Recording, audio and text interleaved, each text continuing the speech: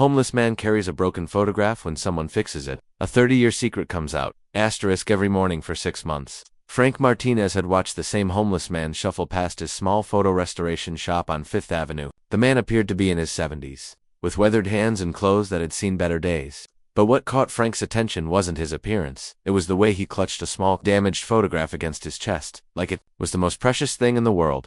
Frank owned Memories Restored, a tiny shop squeezed between a coffee house and a used bookstore, where he specialized in repairing old photographs for families wanting to preserve their history. At 30, Frank had built a modest but fulfilling business, helping people reconnect with their past through damaged images that told stories of love, loss, and family bonds. The homeless man, who Frank had mentally nicknamed the photographer, always took the same route past the shop, usually around 9 a.m. when Frank was opening for the day. He moved slowly, favoring his right leg, and kept his eyes down as if trying to remain invisible to the world around him. But Frank noticed that whenever the man passed the shop window, he would glance briefly at the restored photographs on display, his expression filled with a longing that was almost painful to witness. On this particular Tuesday morning in November, Frank was arranging a new display of before and after restoration examples when he saw the homeless man approaching. But today was different. Today the man had stopped directly in front of the shop window and was staring intently at a photograph Frank had just finished restoring. A 1940s wedding portrait that had been severely water damaged. Frank watched as the man pressed his face closer to the glass, his breath fogging the window as he studied the restored image. The photograph in the man's hands, the one he always carried, seemed to tremble as he held it up, as if comparing it to something. In the display, unable to contain his curiosity any longer, Frank opened the shop door and stepped outside. "Good morning," he said gently, not wanting to startle the man. "I'm Frank. I own this shop." The homeless man looked up with startled eyes, clearly embarrassed to have been caught staring. "I'm sorry," he said in a voice that was surprisingly cultured despite his rough appearance. "I didn't mean to bother anyone. I was just looking at your work." "You're not bothering anyone," Frank assured him. "I noticed you've walked past here many times. Are you interested in photography?" The man's grip tightened on the photograph he was holding. "I had this picture. It's very important to me, but it's damaged. I've been carrying it for so long that it's falling apart." Frank could see that the photograph was indeed in terrible condition, torn, faded, and creased from years of handling. Whatever image it contained was barely visible through the damage. "Would you mind if I took a look?" Frank asked carefully. "I might be able to help." The man hesitated, clearly torn between his desire to have the photograph repaired and his reluctance to trust a stranger with something so precious. Finally, with trembling hands, he extended the damaged image toward Frank. "My name is Arthur," he said quietly. "Arthur Brennan.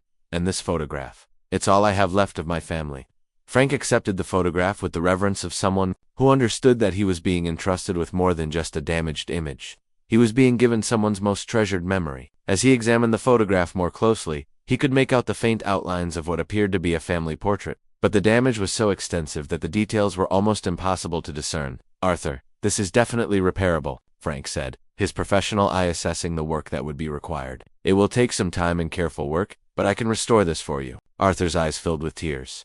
"I don't have any money to pay you. I lost everything years ago. I understand if you can't help me." Frank looked at this dignified man who had been reduced to homelessness but still carried himself with quiet pride and made a decision that would change both their lives forever. "Arthur, some things are more important than money. This photograph means everything to you, and that makes it important to me too. Let me restore it for you, no charge." Arthur stared at Frank in disbelief, his weathered hands shaking as he processed the offer. "You would do that for me? For a stranger?" "You're not a stranger anymore," Frank replied with a gentle smile. "You're Arthur, and you have a family photograph that needs to be saved. That's all I need to know." Frank invited Arthur into the shop, which was filled with the tools and equipment of his trade: high-resolution scanners, specialized software, and carefully organized supplies for physical restoration work. Arthur looked around with wonder, clearly impressed by the technical sophistication of the operation. "I've never seen anything like this," Arthur said, watching as Frank carefully placed his photograph on a specialized scanner. "When I was younger, if a photograph was damaged, it was just ... gone. Technology has come a long way," Frank explained as he began the scanning process. "I can work with digital copies to restore the image without risking further damage to the original. It's like having a time machine for memories." As the high-resolution scan appeared on Frank's computer screen, both men leaned forward to get their first clear look at the damaged photograph. Even with the tears, stains, and fading, Frank could make out the basic composition. It appeared to be a family of 4 standing in front of what looked like a large house. "Can you tell me about this photograph?" Frank asked gently. "Any details you remember might help me with the restoration." Arthur was quiet for a long moment, his eyes fixed on the screen. When he finally spoke, his voice was thick with emotion. "That's my family. my wife Elena, my daughter Maria, and my son Carlos. The photograph was taken in 1992, in front of our house in San Antonio. Frank noted the past tense Arthur used when referring to his family, but he didn't press for details. He had learned over the years that people shared their stories when they were ready. "It's a beautiful family," Frank said softly. "I can see why this photograph means so much to you." Over the next hour, Frank began the painstaking process of digital restoration. Using specialized software, he carefully removed stains, filled in missing pieces, and enhanced the faded areas of the image. Arthur watched in fascination as his family's faces slowly emerged from decades of damage. "This is incredible," Arthur whispered, as Frank worked. "I haven't been able to see their faces clearly in years. I was starting to forget what they looked like." As more details became visible, Frank began to notice something unusual about the photograph. The house in the background was quite large and elegant, suggesting that Arthur's family had once been well off financially. The clothing and setting indicated a comfortable middle-class lifestyle that seemed at odds with Arthur's current circumstances. "Arthur," Frank said carefully, "forgive me for asking, but what happened? How did you end up homeless?" Arthur finished the question. "It's a long story, and not a very pleasant one." Arthur settled into a chair beside Frank's workstation and began to share his story. He had been a successful businessman in San Antonio, owning a small chain of restaurants that had provided a comfortable life for his family. Elena had been a teacher, and their children had been bright, ambitious kids with promising futures ahead of them. Everything changed on a Tuesday in March. 30 years ago, Arthur said, his voice growing distant. "I was driving home from work when I got a call that there had been an accident. A drunk driver had hit Elena's car while she was picking up the kids from school." Frank's hands stilled on the keyboard as he listened to Arthur's story. "They were all killed instantly," Arthur continued, tears streaming down his face. "Elena, Maria, Carlos gone in a moment. I lost everything that mattered to me in the world." Frank felt his own eyes filling with tears as he understood the magnitude of Arthur's loss. "I'm so sorry, Arthur. I can't imagine what that must have been like." "I couldn't handle it," Arthur admitted. "I stopped working, stopped taking care of myself, stopped caring about anything. I sold the restaurants, sold the house, gave away most of our belongings. I kept only this photograph and a few other small mementos."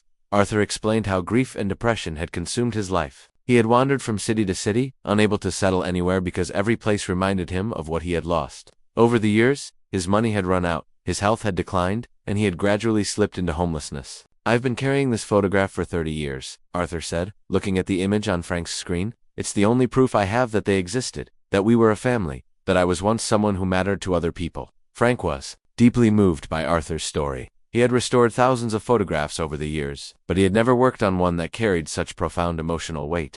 As Frank continued working on the restoration, more details of the family portrait became visible. Elena was a beautiful woman with kind eyes and a warm smile. Maria appeared to be about 12 years old, with her mother's gentle features and her father's determined expression. Carlos looked to be around 10, with a mischievous grin that suggested a playful personality. "They were beautiful," Frank said softly as the faces became clearer. "You can see how much they loved each other." Arthur nodded, unable to speak as he saw his family's faces with a clarity he hadn't experienced in decades. "Elena always said that Maria had my stubborn streak and Carlos had her sense of humor. She was right about both." As Frank worked on enhancing the background of the photograph, he noticed something that made him pause. There was text visible on what appeared to be a sign or plaque near the front door of the house, but it was too damaged to read clearly. "Arthur, do you remember what that sign said? The one by your front door?" Arthur squinted at the screen, trying to make out the details. "I think it was our address, maybe our family name. Elena insisted on having one of those decorative plaques made when we moved into the house." Frank used his enhancement tools to try to bring out more detail in that area of the photograph. Slowly, letters began to emerge from the damaged areas. As the text became clearer, Frank felt his breath catch in his throat. The plaque read, "The Brennan family, Elena, Arthur, Maria, and Carlos, EST, 1985. But there was something else visible in the enhanced image that made Frank's heart race. In the corner of the photograph, partially obscured by damage, was what appeared to be a newspaper lying on a table near the front door. Frank enhanced that area of the image, and gradually, a headline became visible. The newspaper was dated March 15, 1992, and the headline read, "Local restaurant owner's family killed in tragic accident." Frank stared at the screen in shock. This wasn't just any family photograph, it was documentation of a tragedy that had made the local news 30 years ago. But more than that, Frank realized he had seen this story before. "Arthur," Frank said carefully, "I need to show you something." Frank opened his web browser and searched for news articles about the accident Arthur had described. Within minutes, he had found archived newspaper reports from San Antonio in March 1992. The articles told the story of Elena Brennan, a beloved elementary school teacher, and her 2 children who had been killed by a drunk driver while returning from school. But as Frank read further, he discovered something that Arthur apparently didn't know. Something that would change everything. Arthur, according to these articles, there was a massive investigation after your family's accident. The drunk driver who killed them was the son of a prominent local politician. There were allegations of a cover-up, claims that evidence was suppressed, and accusations that the family wasn't properly compensated. Arthur looked confused. I don't understand. The driver was convicted and sent to prison. The case was closed. Frank continued reading, his excitement growing as he uncovered more information.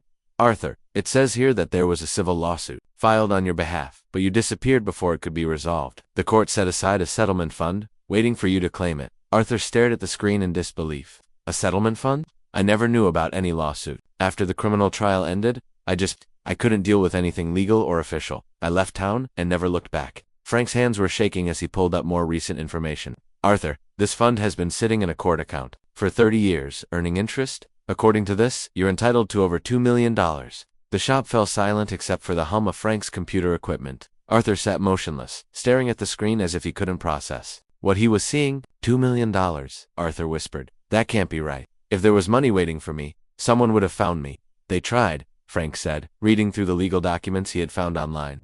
The court appointed lawyers to search for you, but you had effectively disappeared. They've been required to maintain the fund indefinitely, waiting for you to claim it. Frank printed out the relevant documents and handed them to Arthur. Arthur, you're not homeless because you have to be. You're homeless because you didn't know you had other options. The revelation about the settlement fund left Arthur in a state of shock that lasted for several days. Frank had insisted that Arthur stay in the small apartment above his shop while they worked through the legal complexities of claiming money that had been waiting for 3 decades. I don't understand how this is possible, Arthur said for the 100th time as they sat in Frank's kitchen, surrounded by legal documents and printouts from their research. How can money just sit there for 30 years? Frank had been researching the legal requirements for unclaimed settlement funds and had discovered that Arthur's case was unusual but not unprecedented. The court was required to hold the money because the lawsuit was filed on your behalf. Even though you weren't actively participating, they couldn't just give it away. They had to wait for you to claim it.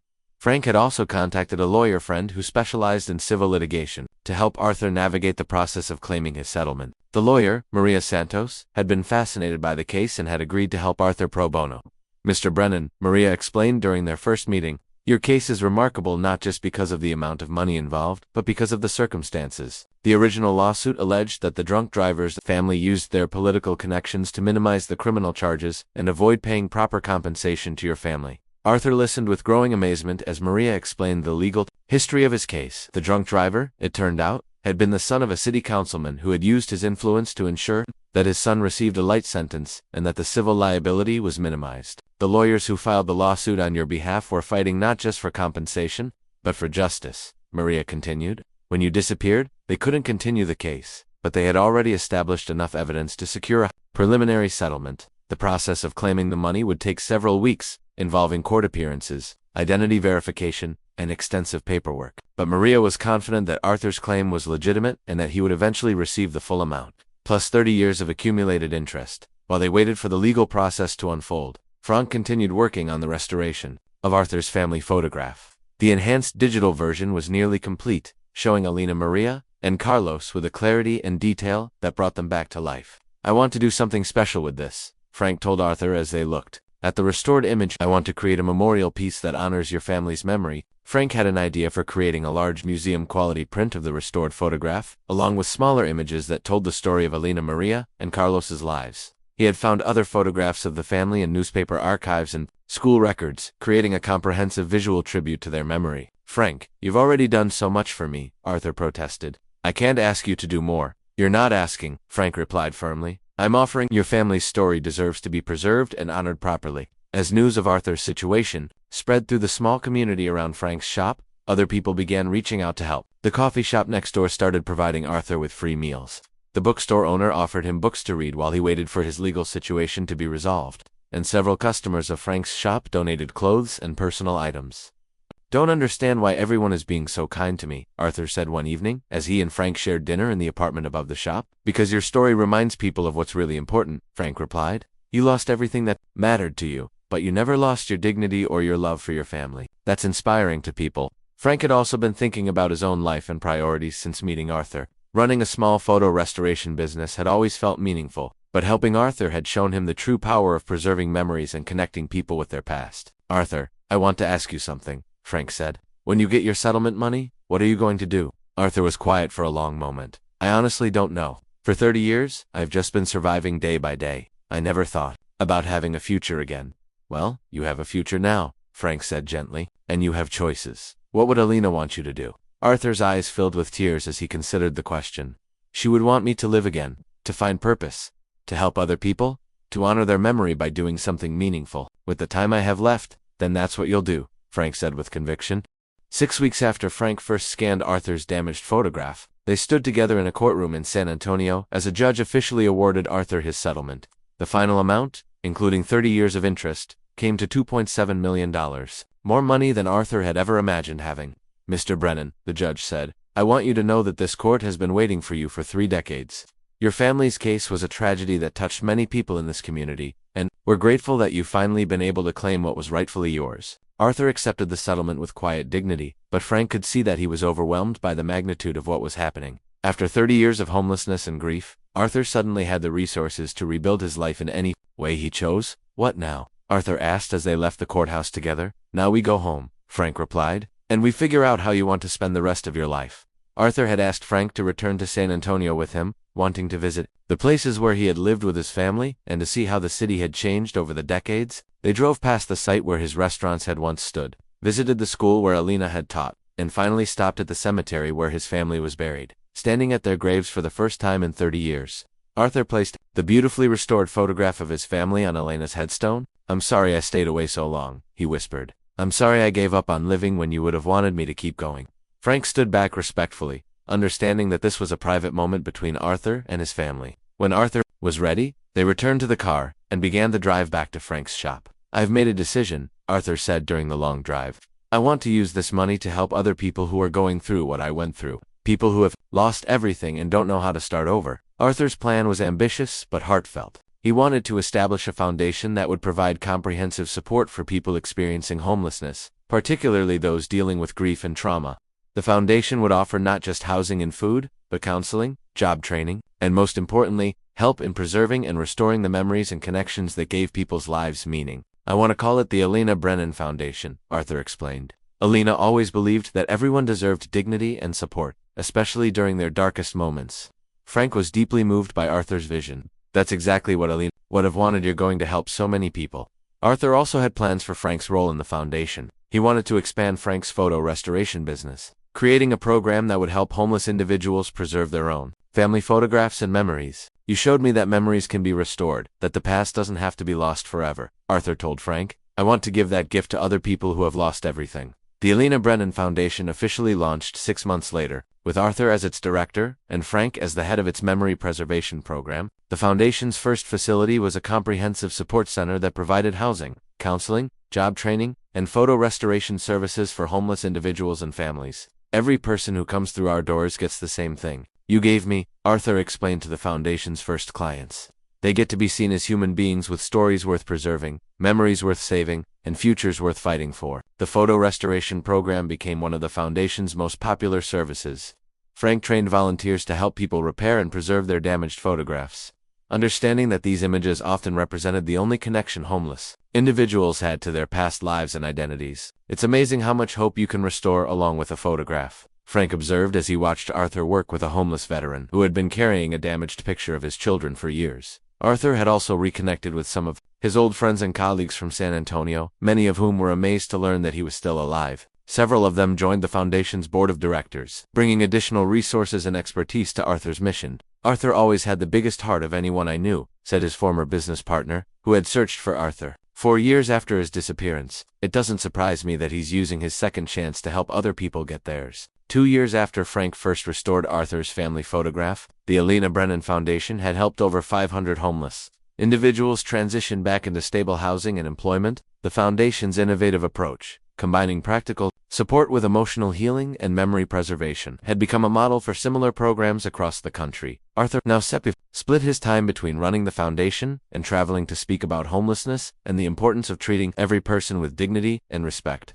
"People think homelessness is about not having a house," Arthur would tell audiences at conferences and community meetings. but it's really about losing your connection to who you are, to your past, to your sense of worth as a human being. When we restore those connections, we restore the person. Frank had expanded his photo restoration business into a nationwide network of volunteers who worked with homeless shelters and support organizations to help people preserve their memories. The program had restored thousands of photographs, each one representing a life story that might otherwise have been lost forever. I never imagined that fixing old photographs could change so many lives, Frank reflected during one of his regular dinners with Arthur. But I've learned that memories are what make us human, and preserving them is one of the most important things we can do for each other. The original photograph of Arthur's family now hung in a place of honor in the foundation's main office, beautifully framed and accompanied by a plaque that told their story. Visitors often stopped to read about Alina, Maria, and Carlos, and about how their memory had inspired a movement to help others rebuild their lives.